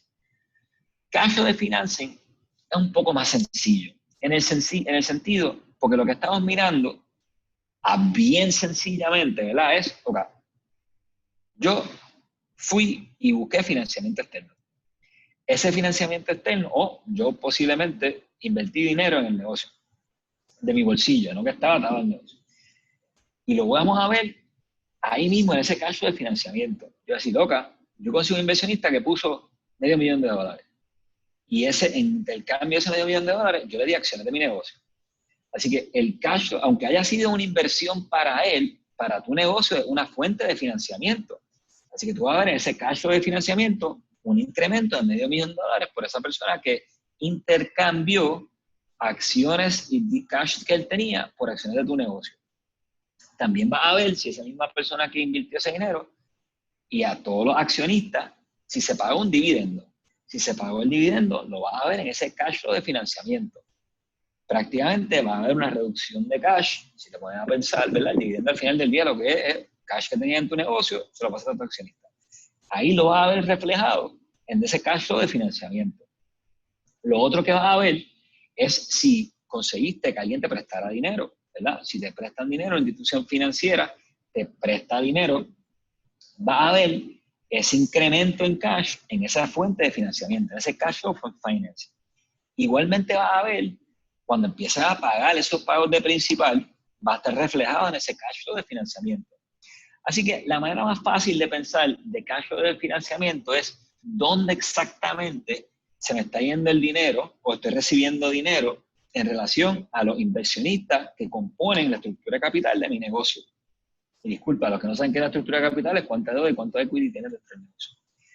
Así que lo que estamos tratando de discernir de ese cash flow de financiamiento es dónde está entrando y saliendo el cash en relación a las personas que son accionistas del negocio y los que son fuentes de financiamiento para el negocio.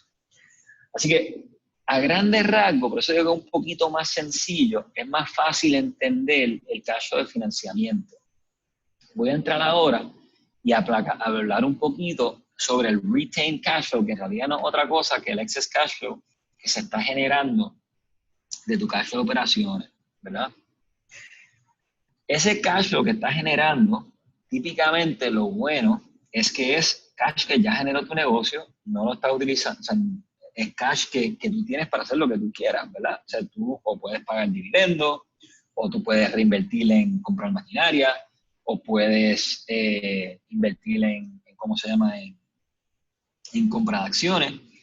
Eso es, a grandes rasgos, lo que estamos hablando con si tú tienes suficiente cash que está en exceso del requerimiento que necesita tu negocio, entonces tienes opciones que hacer. Aquí quiero que tengan mucho cuidado con lo siguiente. Acuérdense que estamos viviendo en momentos complicados y lo hemos visto en los últimos 3 o 4 años, ¿verdad? Tuvimos María, tuvimos los terremotos, tuvimos COVID. Sabrá Dios qué más viene por ahí. Yo les voy a recomendar lo siguiente como una buena práctica, y no quiero que se olviden de esto. Tú deberías de siempre tener entre 2 a 3 meses de cash en tu cuenta de banco para cubrir tus gastos operacionales. Si quiero que miren su estado financiero, particularmente su income statement, y digan, ok, en un mes yo me gasté, vamos a suponer, 40,000 pesos. Pues si yo me gasté 40,000 pesos en un mes, mis gastos operacionales, yo debería de tener cerca de 80 a 120 dólares en cash achocado en esa cuenta, que debería de estar como un buffer para momentos complicados. No significa que no lo utilice, pero deberías de tener esa cantidad de cash por si acaso pasa nuevamente una loquera como esto que estamos viviendo, que es COVID. Tú tienes suficiente dinero para poder bandearte y no estar hasta el cuello en cuestiones de tu estado financiero, ¿verdad? Así que cuidado con la definición de excess cash flow.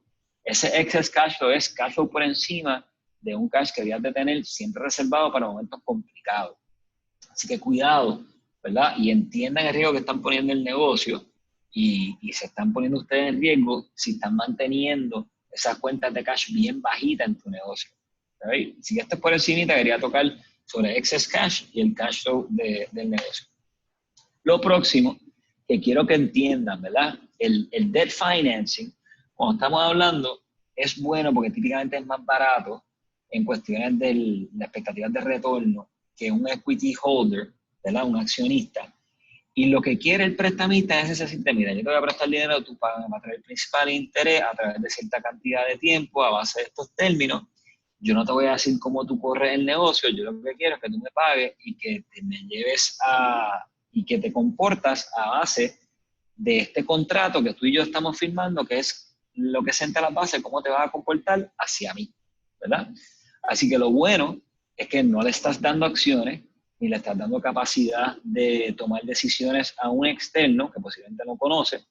Lo malo es que ellos quieren pago, tienen tu colateral y una vez te van a poner unas condiciones que se consideran como covenants y tienes que cumplir con todo eso y van a ser más rígidos porque si te ponen los zapatos de ellos no tienen de ninguna otra manera de cómo ellos poder asegurarse que ellos van a recobrar ese dinero, ¿verdad? Así que esa es una de las grandes diferencias y las ventajas de debt financing. La otra ventaja es que en esencia, leverage, si lo utilizas correctamente, o préstamo, si lo utilizas correctamente, lo que va a hacer es o amplificar tus ganancias o va a amplificar tus pérdidas, ¿ok? Así que ten cuidado, no cojan préstamos por coger préstamos, cojan préstamos relacionados para incrementar el valor de tu negocio, poniéndolo a correr y poniendo a utilizar ese dinero para poder incrementar el valor y poder incrementar las ventas de tu negocio. Y van a ver en la próxima página más o menos un ejemplo bastante sencillo de cómo es que esos préstamos van a amplificar tu ganancia, ¿verdad? Pero al mismo tiempo, si las cosas van mal, amplifica tus pérdidas. Porque, como te mencioné anteriormente, lo que tiene ese prestamista para asegurarte que te comportas con él de la manera que habías acordado es un contrato, unos covenants y unos pagos de principal interés. Lo bueno es que a este inversionista no le importa cuánto dinero tú le sacas por encima de lo que le estás pagando a él. Es lo que te estás dando un préstamo para que tú vayas y hagas todos los chavos del mundo. Pero tienes que asegurarte que le pagues para atrás y que estás utilizando correctamente ese dinero para tú poder incrementar el valor de tu negocio, ¿verdad? Y es importante, se lo digo a todos mis clientes con los que he trabajado, si das tu palabra que vas a comportarte a base de estos términos y condiciones que estás dando, tienes que cumplir con ellas. Porque al final del día, cuando esa institución financiera o ese inversor está mirando, ellos van a tomar en consideración el character. ¿Quién es esta persona que la estoy prestando?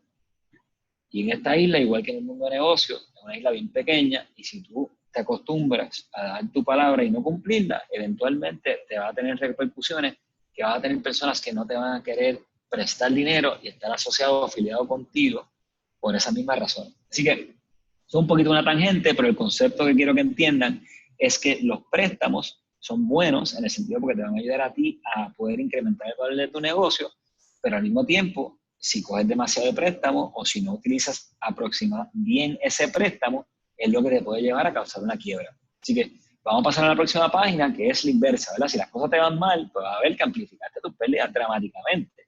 O sea, no estás incrementando ese valor. Entonces, tienes que tener bien claro, cuando estás mirando la perspectiva de por qué estás buscando capital, por qué es que necesitas ese capital. Y a lo mejor la es porque, mira, estoy ahora mismo creciendo demasiado rápido y necesito dinero para poder crecer. Pues eso es tremendo.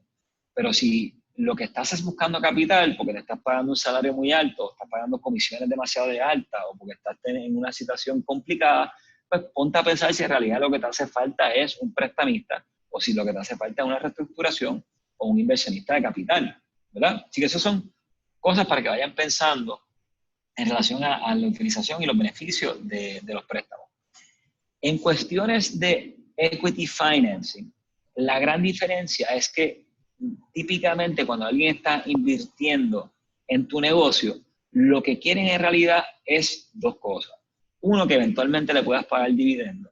Y segundo, el incremento del valor de este negocio para ellos poder o sacar más dividendos o poder vender el negocio en un futuro y tener esa apreciación de capital a través de acciones en tu negocio. Eso es lo que realísticamente está buscando un inversionista de equity cuando está mirando tu negocio. Obviamente son accionistas, van a querer dictar algunas pautas, van a querer ver cómo es que estás manejando tu negocio, van a querer ser parte de tu junta de directores, van a querer estar mirando cuáles son las acciones que estás haciendo. Y acuérdense que cuando estamos mirando la relación de equity a relación a tu negocio, tú tienes 3 divisiones de jerarquía en tu negocio. Tú tienes la primera jerarquía y la más importante es quiénes son los accionistas. Los accionistas entonces determinan quién es la junta de directores y esa junta de directores se te da la estrategia y determina quiénes son las personas que lo van a ayudar a ejecutar esa estrategia. Así que esa junta de directores entonces coge al CEO, el CEO va escogiendo a todas las otras partes importantes de su negocio para él poder entonces ejecutar y devolverle la acción a poder cumplir con las decisiones estratégicas de la Junta y por ende poder darle un rendimiento a los accionistas del negocio. Así que quiero que entiendan, ¿verdad?, esas 3 jerarquías dentro del negocio y cómo es que un equity financing, un inversionista de capital, está dentro de eso. Ok. La próxima es más o menos una idea, por esto I'm just going to jump real quick through it, es para que sepan algunos tipos de debt investor y otro equity investor. Desafortunadamente en Puerto Rico no hay muchos bancos, ¿verdad? Son pocos bancos lo que hay. Y también, vamos a quitarle eso de los bancos, pero el concepto es que hay pocas fuentes de financiamiento de préstamo. Y esas fuentes de financiamiento en esencia son bancos, tienes fondos de préstamos de deuda y tienes, en ese se dividen en 2 renglones. Personas que te van a prestar la base de los activos que tienes y personas que te van a prestar la base del flujo de caja que estás generando. Esas son tus deudas. En cuestión de inversionistas de capital o equity investors, ¿sabes? Prácticamente tienes esto que estás viendo aquí. Your angel investors, your venture capital, private equity fund y other equity investors, que es una categoría que vamos a pensar lo que son personas que tienen capital, que están buscando como family offices, que están buscando invertir en distintos negocios. Family offices son, literalmente, piensen una familia muy adinerada que está buscando inversiones para poder sacar rendimiento de eso. Así que estas son las 2 fuentes de financiamiento y cuando estás considerando si te hace falta capital, tienes que pensar qué exactamente es lo que yo necesito, ¿verdad? Yo necesito, porque los inversionistas de deuda, lo que es un préstamo, que tú estás pagando principal interés, pero no necesariamente te van a dar guidance y dirección en relación a tu negocio. Los accionistas, ¿verdad?, por otra parte, posiblemente quieren un rol más activo y van a invertir y ayudarte a pensar las cosas y poder tener un incremento en el valor de tu negocio. Así que esto es, a grandes rasgos, la diferencia entre deuda y equity y los distintos tipos de inversionistas. Vamos ahora a la parte de la conclusión, que es, quiero que entiendan, ¿verdad?, que cuando estás mirando tu cash flow statement, el cambio en cash de tu negocio va a estar compuesto por las 3 renglones que habíamos discutido anteriormente. Tu cash flow de operaciones, tu cash flow de inversiones y tu cash flow de financiamiento. Entonces, si te acuerdas el concepto de la foto, cuando nosotros miramos el principio del año de la foto de nuestro estado de situación en nuestro balance sheet y miramos al final del año nuestro estado de situación en el balance sheet, la diferencia desde que empezó el año hasta que acabó el año en tu cuenta de cash va a ser cuánto cash tenías al principio más la sumatoria del cash de operaciones, cash de inversión y cash de financiamiento te tiene que dar igual al ending cash flow balance de tu negocio. Así que eso es lo que vas a estar viendo en relación a el flujo de cash de tu negocio y cómo que se comporta el cash de tu negocio en relación al estado financiero que estás viendo. ¿Ok? Quiero que se acuerden que tú tengas un net income negativo o positivo no significa que vas a tener un cash flow positivo o negativo, que velen tu working capital y que estés velando dónde que está yéndose tu negocio, ya sean inversiones o tus fuentes de financiamiento. Una cosa que quiero que vayan pensando también, que deberían tener acceso, mejor en realidad tener cash, de 2 a 3 meses para poder cubrir emergencia. ¿Qué puede ser alguna de estas cosas? Pueden ser inversiones que tiene en acciones o en bonos que se pueden convertir en cash rápidamente, en líneas de crédito o cash literalmente chocado en tu cuenta de banco. ¿Y por qué quieres tener tanto dinero en cash? Pues mira todas las cosas que han pasado en la parte de abajo. O sea, tuvimos una recesión en el 2006, tuvimos H1N1 en el 2009, tuvimos en el 17 Huracán María, en el 2019 pasamos el revolú del gobernador, del pasado gobernador, y también ahora estamos pasando el 2020 el COVID, y también tuvimos ¿cómo se llaman? Los terremotos. O sea, es que son cosas que van a impactar tu negocio, y una de las maneras que tú puedes contrarrestar estos dolores de cabeza y cosas que van a seguir sucediendo, o sea, it's called life, ¿verdad? So it just happens. Es tener suficiente cash en la cuenta de banco para tú poder maniobrarte en estos momentos complicados. Entonces, prácticamente como habíamos hablado, esto es algunos de los cálculos que se habían hecho en cuestión de los cash buffer days. Y si te das cuenta, chico, cabrón, pero es que ahora mismo estamos en esta situación difícil y yo no tengo la capacidad de tener 2 o 3 meses en cash en la cuenta de banco. Pues lo que yo te voy a recomendar es lo siguiente. Mira tu working capital, mira tu income statement y mira el qué mejoras puedes hacer con todo el conocimiento que te acabo de brindar ahora en esta última hora y media de explicación. Y entonces lo que quieres ver es ese cash conversion cycle, ¿verdad? Cuánto tiempo te toma y ver si lo puedes mejorar. Quieres ver también cuánto cash tienes en la cuenta de banco. Y si no lo tienes, no te sientas mal, porque en este estudio que van a ver ahora, de JP Morgan, que te estoy enseñando por encima, the median small business, lo que tenía era 27 días, ¿verdad? Así que la gran mayoría de los negocios en Estados Unidos, lo que tenía era 27 días de cash. Y por eso es que estamos teniendo tantos revolú y por eso es que están viendo que están dando tantos préstamos. El PPP y el Economic Injury Disaster Loan es porque los negocios pequeños en Estados Unidos, la mayoría no tenían suficiente cash para aguantar un cantazo como el que estamos enfrentando ahora mismo. Así que si no lo tienes, no te sientas mal, pues está igual que la mayoría, casi todos los otros negocios en Estados Unidos, pero tienes que tomar acción. Y esa acción, en realidad, son de 2 maneras, disciplina y conocimiento. Disciplina, asegurarte que tengas suficiente cash en tu negocio, y conocimiento para tú saber exactamente dónde se está yendo y volviendo el cash. Aquí va a haber un cash buffer by industry, esta en realidad es secundario, te lo das ahí un par de segundos para que tengan una idea de exactamente qué es lo que está sucediendo y cuáles son los negocios que van a estar cogiendo los cantazos más fuertes en un futuro, ¿verdad? Y lo próximo que te quiero enseñar ahora son algunos keys to success que yo creo que es súper importante. 1, ten tus libros al día. De una manera u otra, no los dejes como si fuera cosa del pasado. Tú o contrátate a alguien que esté trabajando en bookkeeping externo o tenlo dentro. Trata de tener un buen CFO.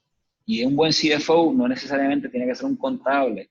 Acuérdate que lo que tú quieres es que ese CFO te ayude a pensar a futuro y prepararte para las cosas que posiblemente no tengas la capacidad de poder hacerlo. Y tener algún tipo de plan para estos revoluces que están pasando. O sea, tengan contingency plans pensados, tengan un rainy day fund de dinero en el banco. O sea, ustedes como accionistas y dueños de tu negocio tengan suficiente capital y don't get over levered en otras inversiones que estés pensando. Por si acaso pase algo, que tu negocio no tenga el capital, tú puedes sacarle tu bolsillo e invertir dentro del negocio. Entonces, otras cosas, ¿verdad?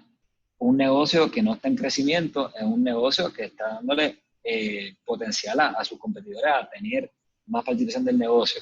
Tengan un plan estratégico bueno.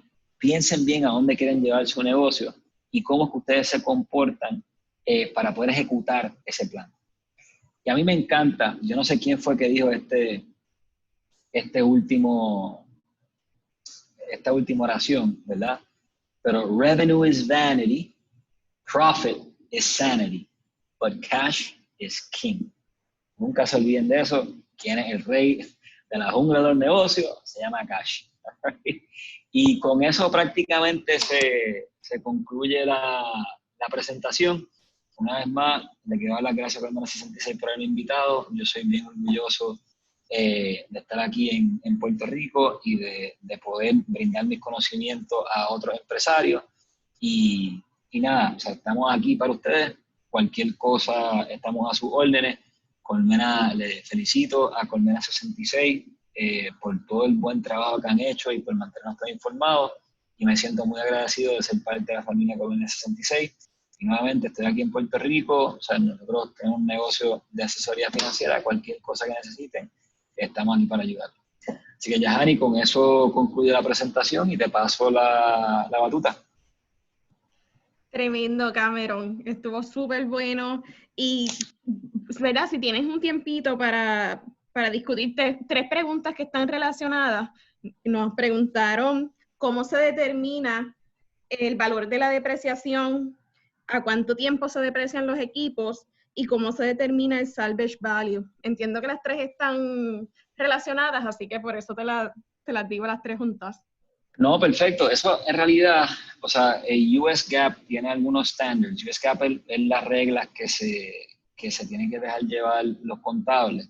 Y eso es una pregunta que tú tienes que mirar a tu activo, hablar con tu CPA, y el CPA te va a contestar exactamente. O sea, típicamente vas a ver equipos se deprecian como en 5 años, a veces tiene equipos que se deprecian como 40, edificios que se deprecian como en 40. Va a depender del activo y the useful life de ese activo, y la manera para irte a la segura es hablar con un CPA. El CPA te va a saber exactamente decir cuánto es que debe estar depreciando ese equipo o esa maquinaria. ¿Esa era la única pregunta o hay otra? Sí, eran tres aparte, pero como estaban relacionadas, se convirtieron en una, así que con eso respondimos la mayor duda de nuestra gente. Así que nuevamente, Cameron, te queremos agradecer porque este tema es sumamente relevante. Como ya mencionamos, hay ciertos fondos que surgieron a raíz de lo del COVID-19 y es bien importante no solamente el proceso de obtenerlo, sino también luego ver cómo ese flujo de efectivo pues se refleja en nuestros negocios. Así que muchísimas gracias. Muchas gracias a los que están conectados para ver este webinar. Va a estar disponible en nuestro canal de YouTube, así que lo pueden revisar y cada vez que lo necesiten pueden revisitarlo y verlo otra vez. Les exhorto a que continúen pendientes a nuestras redes sociales para que se enteren de los próximos webinars de esta serie de Empresarios al Día, edición Prepárate. Muchísimas gracias. Gracias.